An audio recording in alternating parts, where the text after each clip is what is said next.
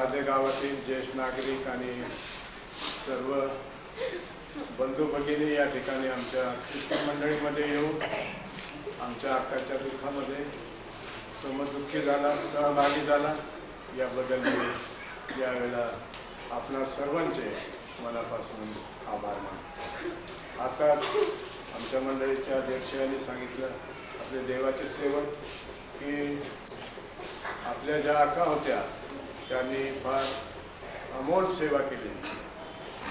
सर्व सेवेचं वर्णन या ठिकाणी मी सांगणार नाही, परंतु मी त्यांच्या संगती सेवा केलेली आहे आणि सेवा करीत असताना कोणत्या उद्देशाने त्यांनी सेवा केली याचं चित्र आज आम्हाला पाहायला मिळत आहे। या ठिकाणी जो अनाथ बालकांचं एक गृह होतं, या ठिकाणी त्यांचं संगोपन केलं जात होतं।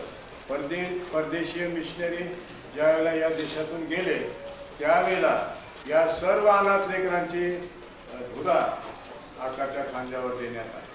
परमेश्वराने त्यासाठी कैवारी म्हणून, आश्रयदाते म्हणून असं तिला निवडून घेतलं आणि खरोखर आम्ही प्रभूची स्तुती करतो की प्रार्थनापूर्वक रीतीने तिने या सर्व लेकरांची मनपूर्वक स्वतःसाठी काही राखून न ठेवता तिने मनापासून इतरांसाठी हे सर्व केले आणि याचं सर्व प्रत्यक्ष उदाहरण आज हे जे ज्या आमच्या महाराष्ट्रामध्ये आणि गुजरात राज्यामध्ये आणि मध्य प्रदेशमध्ये जे कामलेले आमचे लेकरं या ठिकाणी एकत्र झालेले आहेत, ते त्याचं उत्तर किंवा त्याचं फळ आम्हाला पाहायला मिळालं।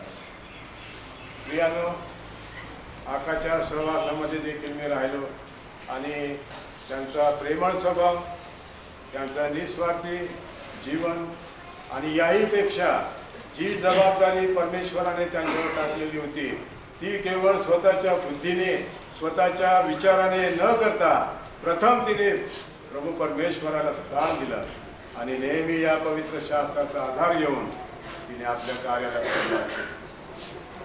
आज आम्ही खरोखर प्रभूची स्तुती करतो की जरी त्या या जगाच्या सर्व व्यापामधून, संकटामधून, आजारामधून, त्रासामधून त्या जरी गेलेल्या आहेत, तरी पण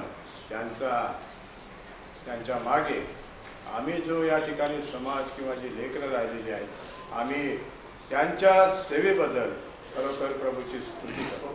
आणि देवाच्या वचनामध्ये असं लिहिलेलं आहे, या ठिकाणी प्रभूचा एक सेवक आहे, त्याचं नाव पाऊल होतं आणि त्या पावलाने आपली सेवा संपवल्यानंतर, संपवण्याच्या अगोदर जे आम्ही सुंदरसं वचन त्याने दिलेलं आहे पवित्र शास्त्रामध्ये, ते यावेळेला मी वाचून दाखवतो।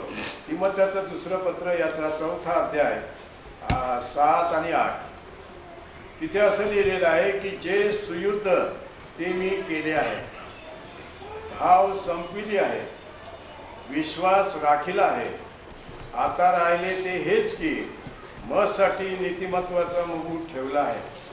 तो त्या दिवशी नीतिमान न्यायाधीश प्रभू मला देईल आणि तो केवळ मलाच नव्हे तर त्याचे प्रकट होणे ज्यास प्रिय झाले त्या सर्वांसही। आणि आमची खात्री आहे की जरी जगामध्ये लहानशा वेतनामध्ये तिने सेवा केली, तरी प्रभूच्या घरी तिच्यासाठी सुवर्ण सुंदरसं असं वेतन ठेवण्यात आले। आणि पाऊल असं म्हणतो की केवळ माझ्यासाठीच नाही, परंतु ज्याने ही सेवा संपवलेली आहे त्या सर्वांसाठी त्या प्रसंगामध्ये त्यांची देखील नावं लिहिलेली आहे आणि त्या प्रसंगामध्ये त्यांना देखील हे पारितोषिक देण्यात येणार।